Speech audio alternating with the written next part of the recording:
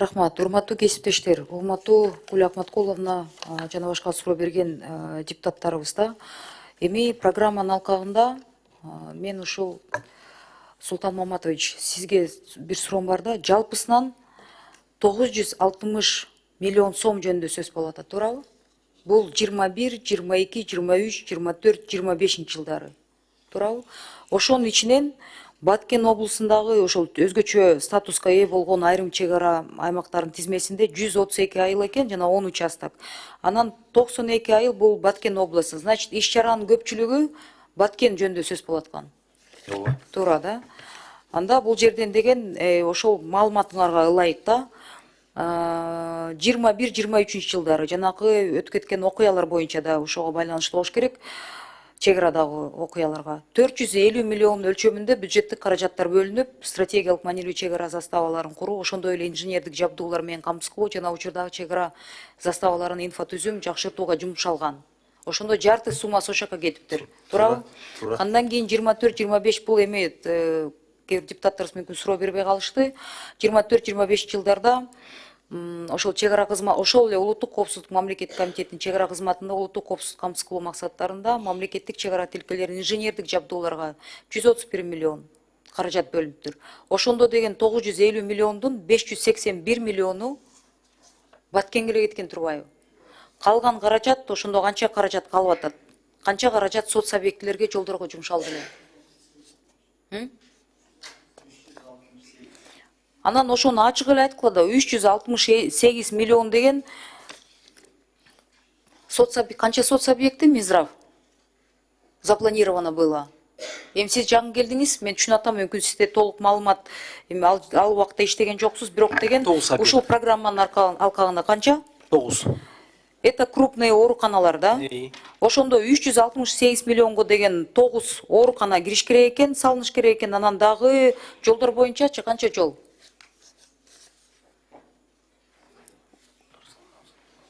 Мы просто математику сейчас вычислить пытаемся, да, чтобы у депутатов не возникло вопросов. С учетом канча жол эле? Ушу программанын алкагында. Бизде өзүнүн эсебибизден неме болгон, каржыланган. Ошентип айткыла да, анан сиздер деген 80% аткарылды дегенде, бул жерден сөзүн ачыгы, урматтуу кесиптештер.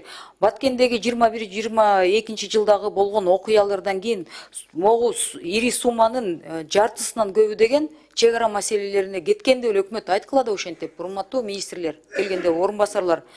Анан бул жерде кагаздарыңарда бир, силер болсо майдам ошол бөлүнүп отчет кылып атсаңар, анан депутаттар естественно суроо берет.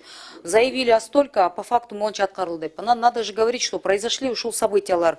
Ири сумма ошака сарпталып, жумшалып калган ошол убакта. Ошондуктан бул маселени азыр биз маалыматын угуп эле жатабыз. Анан контролдон эмнеге алыныш керек? Анткени аткарылбай калган, пландаштырылган иш чара үчүн кошумча каражат өкмөттөн бөлүнүш керек деген сөз болуп атат. Мен туура түшүнүп атамбы?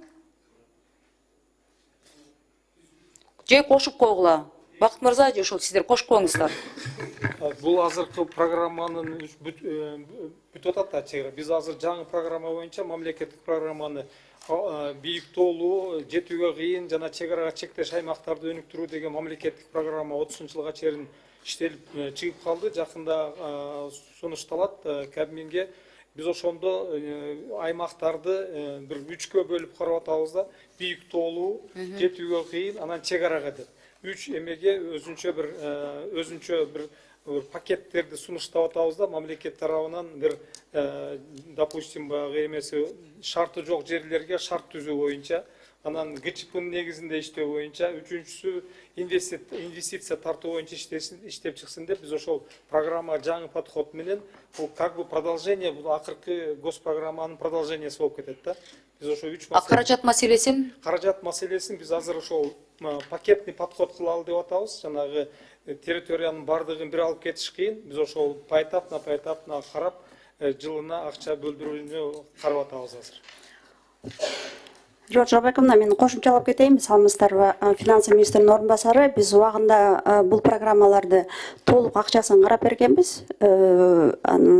Баға өздөштірүү жағында маселеси бар.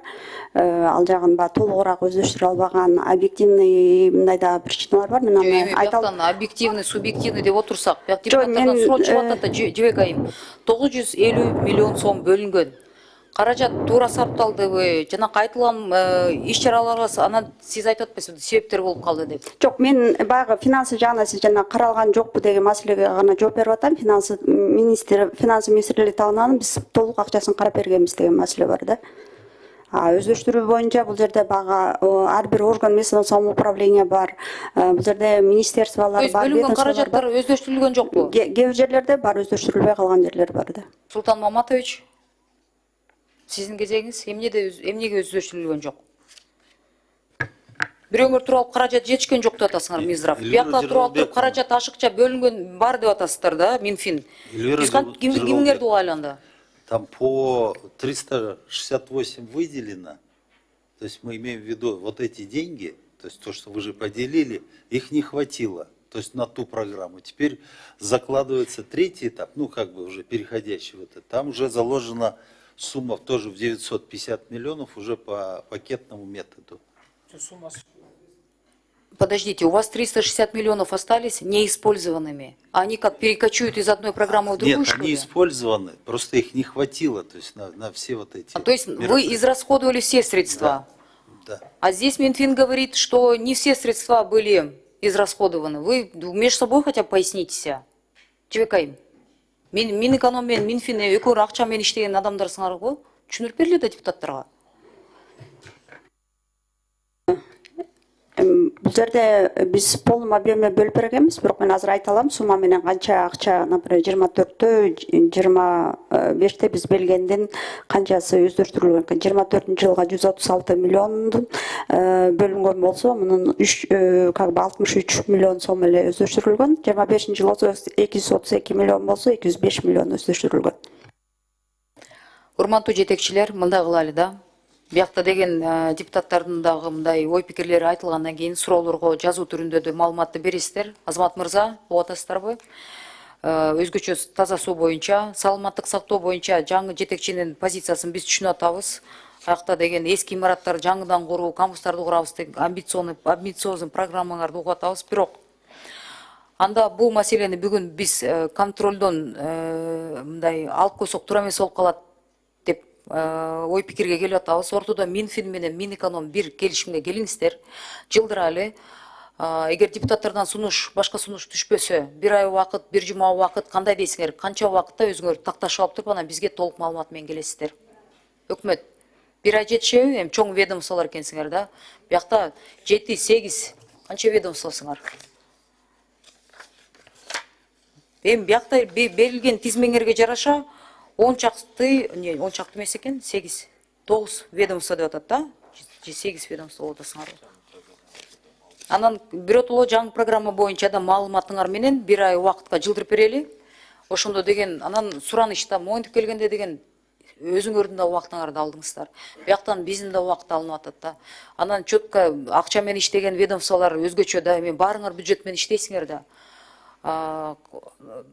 Жазылган ол кагазыңарда деле карасаңыздар, калькуляцияңар тактап туруп, анан итого деп туруп, анан келиңиздер да. Ошондо бизден да суроолор болбойт, биякта вообще суроолор болбойт да. Депутаттар түшүнбөгөндүктөн суроолор берип атат. Жебек айым, сиздерге сураныч. Освоено, не освоено между ведомствами. Зачем мы выделяем? Не могут освоить. Есть ведомство, куда надо использовать деньги. Давайте мы так сүйлөшүп алайлы да. Депутаттар кандай дейсиңер, урматтуу кесиптештер? Анда бир айга маселе жылдырылды. С повестки не снято. С контроля не снято. Дош берип коюңуздар. Бул маселе боюнча 4-чү маселе болуп калды. Рахмат, кабыл алынды. Анда бара бериңиздер.